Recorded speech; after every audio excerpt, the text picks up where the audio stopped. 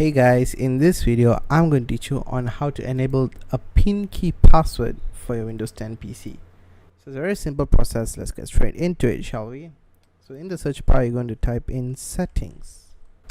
Okay, open settings and then you're going to navigate to accounts.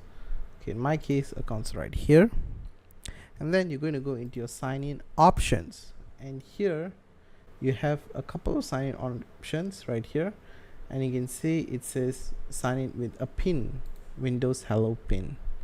So here you can add the pin to your computer. So first it's asking me to verify my password, so I add my password, and here I can set up the pin. So once the pin is set up, and yeah, now you can sign in with a pin to your Windows 10 computer.